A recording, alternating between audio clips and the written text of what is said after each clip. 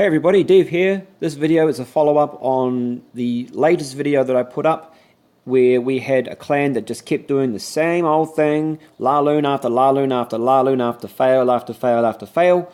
So this is our response in that war. As you can see, 73 to 65, we walked away with this, 98.2% destruction.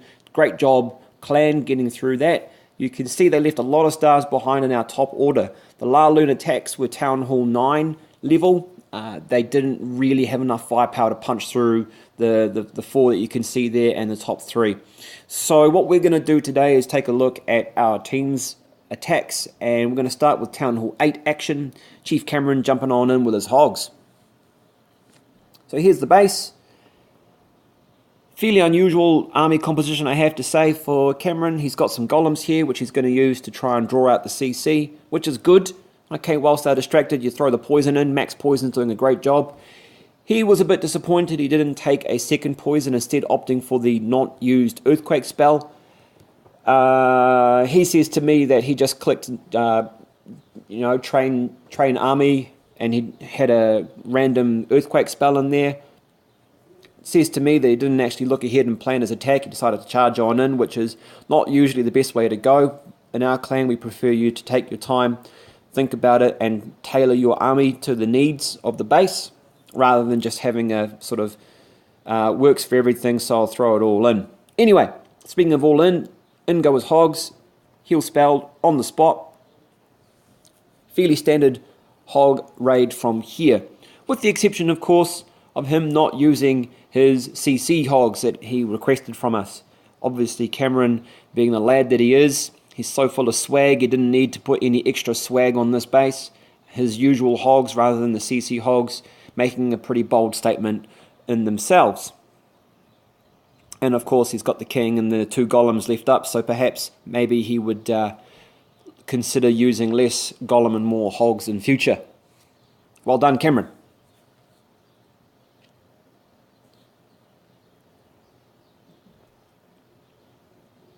Right, now in the last video we had Luca standing strong. They eventually got to him, they eventually broke him down, but it did take their number 4, oh no, their number 4 did fail on him, as you can see. It did take their number 7, and we'll just show this one. This is a Town Hall 9 Laloon with some level 3 hounds. So if you want to see the 7 fails, or sorry, the 3 fails on Luca's base and the other 4 or 5 fails from the Laloon, please check out my other video. But in this one, a fairly strong showing on the Laloon. Okay, they used some loons to try and draw the CC out. This was a common thread in the other video as well, which is, I don't know, in this particular case it was effective to draw them out, but in the end, ultimately wasting a haste essentially, and of course that could have been used on poison. So some minions and poison and king and queen, trying to keep the baby dragon and archers in that circle of poison, which they did use in the end, so well done. Hanif Rock, you did adapt. In come the level 3 hounds, in come the loons, in come the minions behind. Fairly standard Lavaloonian, whatever you want to call it. And yep, this time the balloons go the right way. They did miss that expo, as you can see in that core. The expo was having a good time, but it's just attacking the hound. Hounds pop. In one of the attacks against Luca, one hound didn't pop, and it cost them because the pups are much stronger than the hound when it comes to the cleanup. So ideally you want your hound to pop on that last defense, and they ended up cleaning him up with a rage not required. Okay, so a fairly strong Laloon. I imagine that's what that should have been done. Okay, 4 attacks on Luca is a good thing for us because it forced a lot of their top order to drop down rather than taking out higher, more valuable targets. Right, in response, we do have one from Luca that we can show you. Up against number 13, so not much of a dip for him. A rushed / engineered Town Hall 11. Here's the CC radius. He's going in with some Valkyries. So we've had Valkyries in this particular attack, which is great. We've also had Hogs, we've had Loons. It's been quite a good little potpourri of army strategies. In goes the Hog. First it goes left, then it zigs off to the right. and explodes, but not before triggering the CC. Now we've got 2 baby dragons and we've got a loon in there. This is bad because that means there is a baby dragon or at least 10 troop space left in that CC. So the 2 poisons go down. Luca, of course, opting to go for the immediate threat, hoping that we can deal with the other baby dragon at later course. Now his queen's going to work on the left flank and he sent in some giants on the right. And his wall breakers have made a breach down here. Sneaky corner Tesla up there as well. There it is. In a lot of my earlier videos, I have said that trying to funnel Valkyries in from a corner is very, very risky. And this is what Luca ends up trying to do. But they have split a little bit. So some have gone through that outside track, some have gone through the middle track, which I guess works out well for him in the end. He was fortunate there that the baby dragon was distracted by the Valkyries and the wizards were able to sneak up on him. There we go, deploying his king and CC Valks and a good jump spell too to get into the core. Well timed on the rage and the heals. So we've got the Valks going going right there into the middle track and then going into the core, which is good in the end, but they run ahead of the wizards who now have no real protection and that archer tower in the corner is picking them off. Still got a strong queen walk going, so this one is pretty much done and dusted with no expos or infernos. Level 4 Valkyries are still going to be strong enough here, particularly seeing as the defenses were rushed. Of course, we've got its corner Tesla and a corner Tesla. I don't understand why people do that. We saw this one time where it worked, and that was many, many wars ago where somebody put giant bombs in the corner as well, and it stopped a hog raid dead, but it won't stop Valks. Okay, on to the big boys now. We're going to go take a look at Chrys and his attack against number 5. So some Town Hall 10 action. Take a look at this base. This is a very common base, ladies and gentlemen. We've seen this base an awful lot when we've been out farming, we've been out raiding for some resources. So here is how you knock this one off. Chrys is going with some bowlers on the side here with 2 healers. And he's done the same down here as well. Okay, now what he's trying to do here is funnel these buildings out, all right, and then send in the bulk of his bowlers through that direction there. As you can see, the giants and wizards getting in, covering the wall breakers who have made a breach. Okay, so this is a pretty classy start, a very good way to attack this base. You don't want to attack it from the other flanks, you want to attack this way. He's deployed the CC, now he's got his poisons down, which is great, and then if it was me I would have dropped a freeze right there to keep them in the poison and turn off that inferno. But he knows what he's doing, he's got a heal spell there. And the bowlers are able to use the jumps, use that freeze, which is great.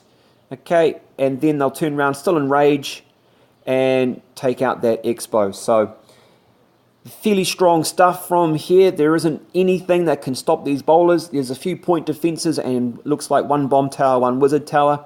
So he's got a little bit of a mini queen walk going with the ability.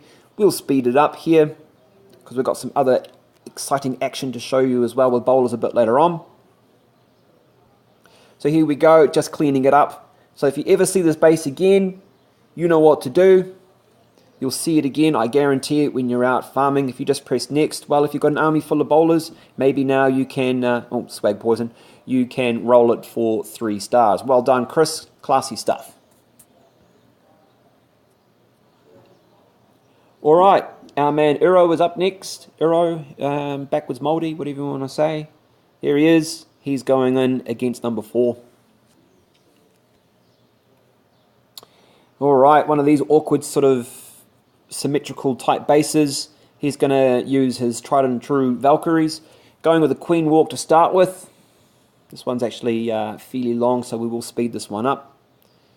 Okay, and a baby dragon to try and get that funnel going correctly as well. There we go. One more building to take out. There it is. In comes the hog.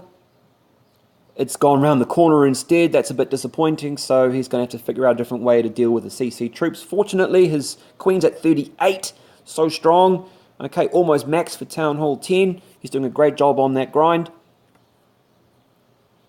And we're about to use the heroes to draw the CC out instead. There it is. Dragon and loons this time, so poison, poison.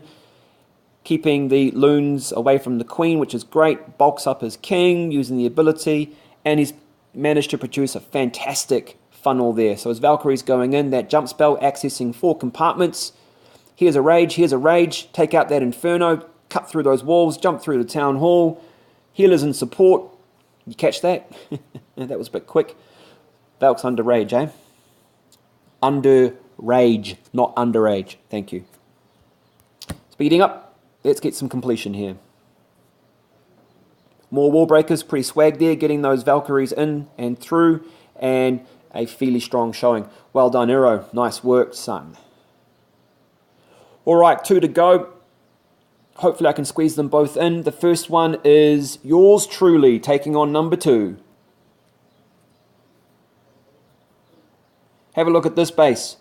I've stared at this one for ages. It was awkward. I decided, because I'm using bowlers and some witches, that I would drive my bowlers through here, through the splash, okay, and into the core, hoping that my witches would loop round and then take out the rest of the buildings, meeting up with the bowlers in here, and then pushing into this quadrant here. So I start off, as you can see, 3 minutes. Okay, so a lot of time being used in this attack, a lot of time. So in goes the queen with the golem and the wall breakers. Good breach, I was pretty happy here. Wizard doesn't quite make the funnel, but that's just fine. Okay, golem taking some of the heat. In come the bulk of the bowlers and rage, and trying to take out those heroes as quickly as possible. Creating a jump path in here.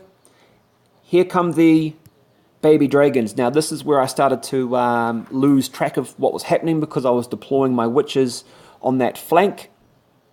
And what ended up happening was, once the warden ability wore off, my bowlers did some damage, but it wasn't enough, and I had to freeze the baby dragons in the poison cloud. So that sort of worked.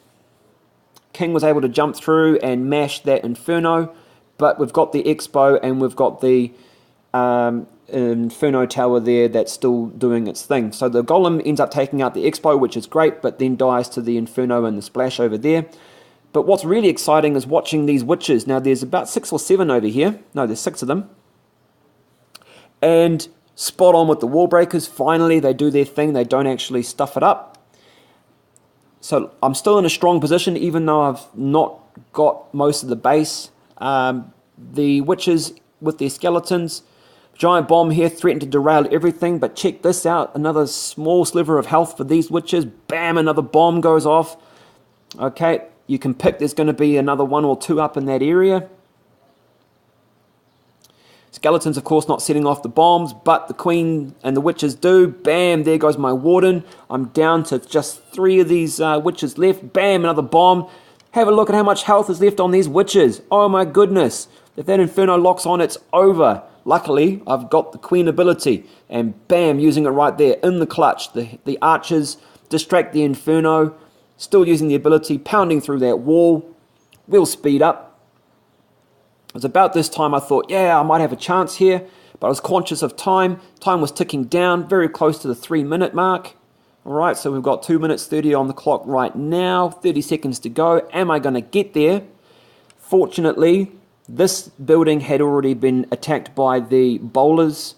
And slowing down, 7 seconds left. I was counting down. I thought it was going to be 99% 2-star. Looks like it's going to be 99%. No, it's 3 stars in the last milliseconds. You win some and you lose some, folks.